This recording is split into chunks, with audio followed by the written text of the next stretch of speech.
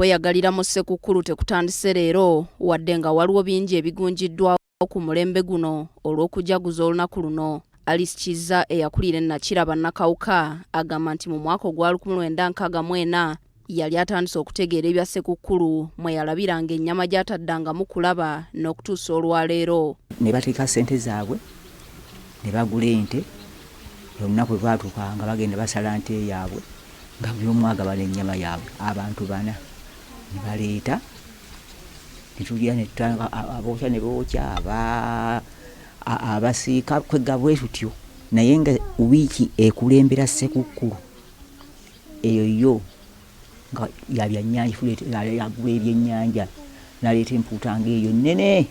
Alice ajjukira nti ebyokulya byabanga bya jjenjeero, baatuukanga n'okunywera emisito gy'ennyama ku caayi, ennyama eyasigalangawo nga bagenda nayo mu buliri. Nga taata abeera ku ntebe wali ng'agamba nti ali ku mmeeza ye wali ng'agamba nti gundi oyo ennyama ndaba talina, olwo mulitusadde mu kifinga kimu oba bibiri, ng'agamba nti oyo mwongere talina nnyama, n'oli naye talinaamu nnyama, mulye oba temulya mmere mulekeeyo mulye ennyama. Bwe twabanga tumaze okulya oba kyaggulongo ekyo nga tuddira emmere tulemye ennyama nga tuteeka ku ssowaani tubikka ku mmeeza, kuba mmeeza nnene, nga tugibikkira ku mmeeza buli omu eyiye, nga tulekawo n'endala gye tugenda nayo mu buliri.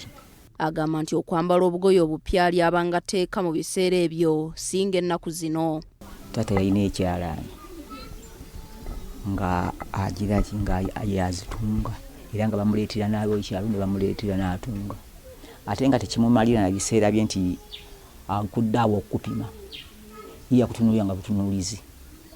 Oluusi kati bwe yabanga nti nga munene tamutungirangako ng'amugaa nti jangu n'olugoye lwo. Kati yagira nga akutunulira kutunuuliza nagga nti gende ojja kuluddukira essaawa eziti oba olunaku lw'enkya. Ye kati tampimyeko kati antegedde atya ng'amugaa nti gwe genda.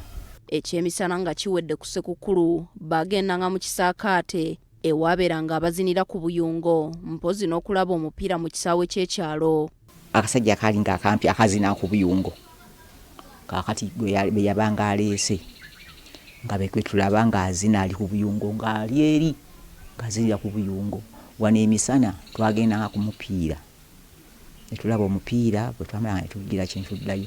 Kati essaawa ez'olwo ku ssaawa 12 awo ne tugenda mu kikaali ekyo ne tulaba amazina aga Kimbugwe. Kati awo n'ebirankali ebyuma bino ebyawambuuza oyo nabyo baali bizze. Atubulidde nti olw'obukulu bw'olunaku luno emmere yawaatibwanga ggulo limu olwo matulutulu ku Ssekukkulu ne bagiteekako ebobere bulungi. Carlton Scovia Nakamya ne Samuel Kawooya, BBS Telefina.